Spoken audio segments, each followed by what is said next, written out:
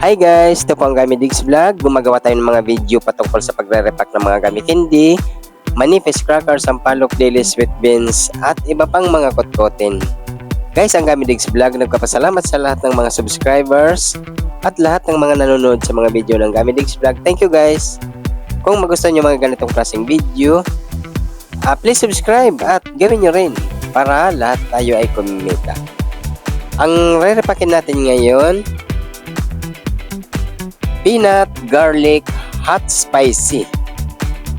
Ang kilo ng peanut garlic ngayong December 16, 2024, 160 pesos, presyong Divisoria, Manila. Ang gagamitin natin plastic 5x7 para sa 20 pesos.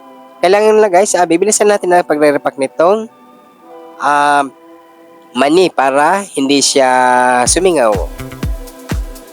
Kailangan itong 1 kilo guys, makakagawa tayo ng 13 na balot hanggang 14. Or depende na sa inyo guys kung magkano inyong mga presyuhan. Ito sa akin guys, pang 20 pesos lang to. Nasa sa inyo na yun kung magkano yung mga puhunan at saka kung magkano inyong gustong mga presyo at saka kita kung ilan ang gusto nyong kita. Ito guys, kailangan lang pwede naman tayo mag-umpisa ng pagtitinda nitong mga kotkoting guys.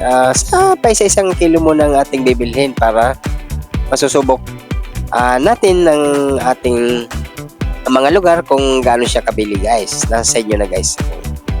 Kung maging mabilis siya, dudublihin na natin sa susunod natin pamimili. Ganito lang ang mga technique dito sa mga kotkoting guys. Kung anong mabili, ayun na ang dadagdagan natin sa ating pamimili sa susunod guys.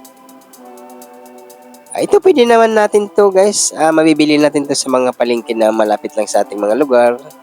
Mas maganda tayo mismong pupunta at makakapili tayo ng mga magagandang klase. Kung ganitong mga mani guys, kailangan titingnan ninyo guys na malinaw ang plastic at saka sariwang mani. Makikita nyo, huwag nyo kukunin kung mga nagpa-powder na yung plastic na kanyang pinagbabalutan guys. Kailangan yung mas maganda yung naka-vacuum ang kanyang pagkakabalot para mas maganda yun, hindi siya nakukusot pa guys. O ganun ang pagpipili nitong mga mani. Kailangan guys, bago natin siya i-sell or i-seller, bibilangin muna natin kung magkano ang ating punan at saka kung magkano ang ating gustong tubo. Pwede natin yan adjustin guys. Pwedeng bawasan or dagdagan natin sa ating pagkakabalot. Ganun lang ang ating mga technique dito sa mga kotkoting guys. Tayo mismong pupunta sa mas maganda yun para makakapili tayo ng mga gandang klase.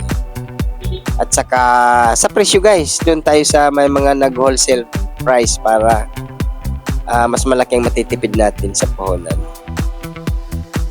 Ganun lang kasimple ang ganitong mga kotkoting guys. At saka mabilit nyo sa panahon ngayon guys, lalo lang kung ating mga lugar maraming tao. Ito hinanap nila yung mga ganitong klaseng mga kotkotin.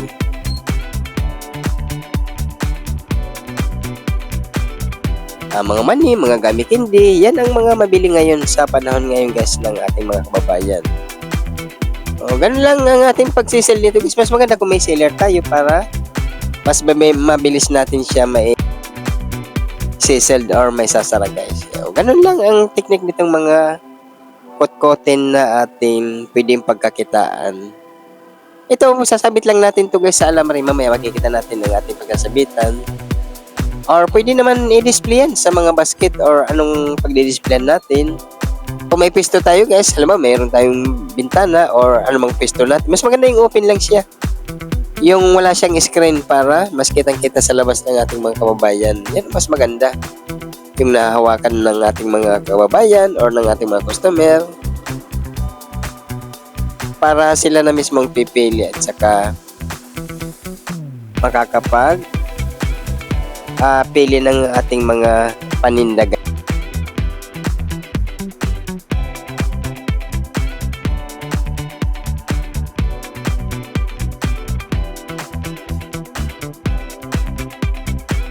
Ito na guys, ang ating pagsasabitan guys, itong alamre lang. Alamre lang ating pagsasabitan guys, na ganun lang kasimple ang ating pagsasabitan guys. O ganun lang ang technique nito guys, yan o, di ba napaka-simple lang at saka madali lang gawin yan. O ganun na. O yan na, di ba maganda na, pwede natin may sabit na sa ating mga pagdidisplayan kung iba-ibang klaseng magagawa natin.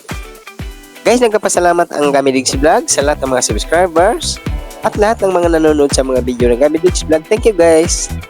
Kung magustuhan niyo mga ganitong klaseng video, pa-share guys sa ating mga kababayan at saka pa-subscribe para maraming gumawa din ng mga ganitong pagkakakitaan at saka gawin nyo rin para lahat tayo ay kumita. Thank you guys!